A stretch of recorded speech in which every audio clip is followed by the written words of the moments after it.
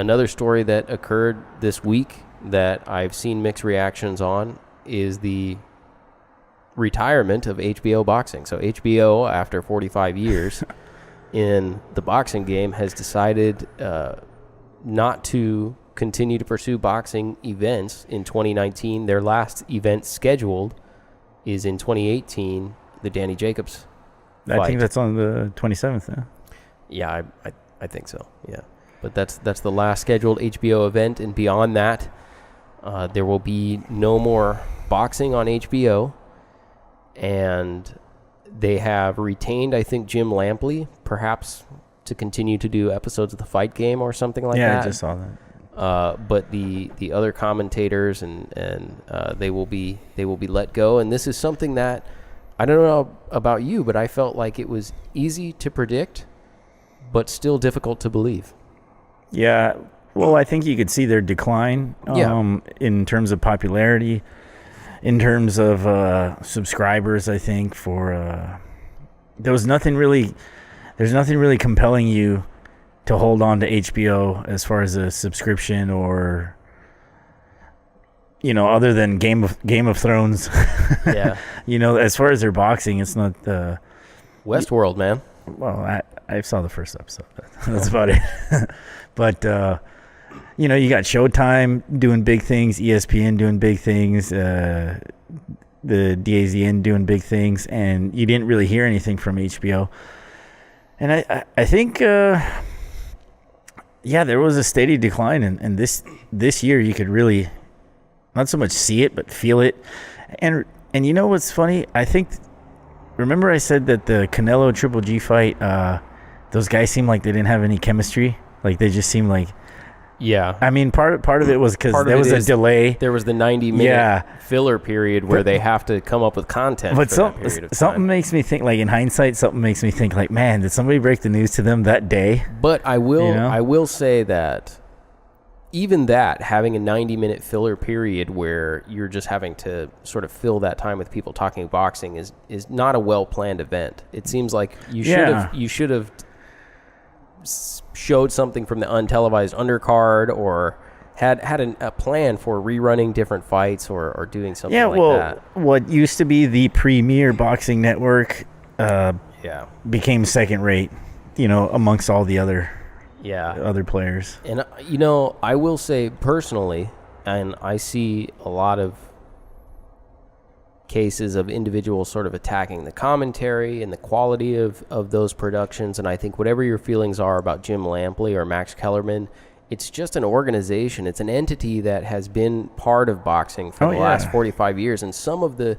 greatest fights and pay-per-views great that have memories, occurred. man. Yeah, so despite what you feel about them now, there's a lot of fond memories that I have of HBO events. And I think you could see it coming because of, for instance, when they didn't show interest in the Kovalev rematch. Remember we brought that up on the show? I thought that was like the writing on the wall for me. Yeah, so we were like why wouldn't they do that, right? And so I think spend any more money. Yeah, and I think that the writing was on the wall, but still I still feel sad in some way. Oh yeah, absolutely, because we and a lot of other people grew up with HBO boxing. Yeah, exactly. We grew up with it, and I think before you got Showtime or ESPN, HBO was the channel. Yeah, and I think channel. This has happened before. It's happened with ABC, Wide World of Sports. Yeah, it's different things. Yeah, even in boxing, Forum Boxing, Fight Night at the Forum. Every Wednesday. When they stopped. Yeah, exactly. When they stopped doing that, the Fight Night on USA, which was Tuesday, right? Was it that with Sean O'Grady or one of those guys? I think so, but that was on Tuesdays, right? Yeah, those were good. On USA.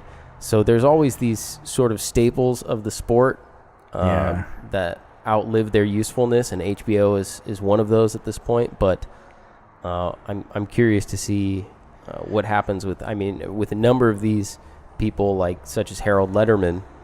I don't imagine that you'll see a lot of Harold Letterman after this. Why can't all the other organizations have? I don't know. I know Showtime's got their group locked down pretty good.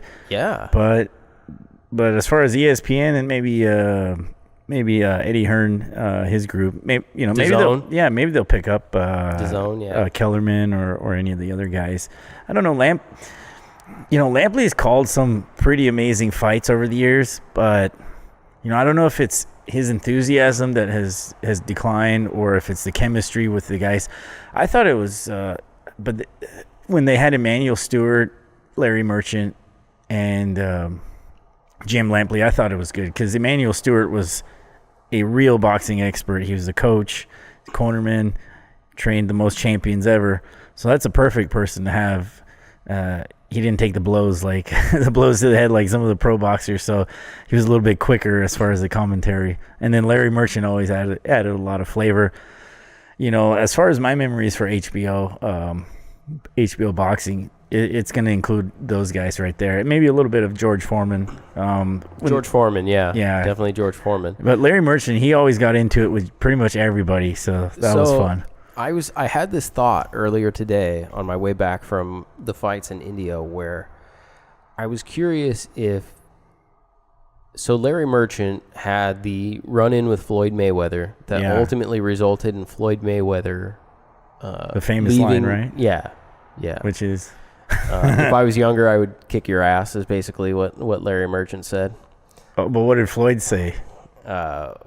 What did he say? You don't know shit about boxing. Oh yeah, that's right. I remember Larry's. They're both more. famous lines, right? Yeah, they're both famous lines. But fun. you can say that ultimately that led to Floyd departing HBO and going to Showtime. So that was the end of Floyd's HBO career, and from that point forward, he went to Showtime.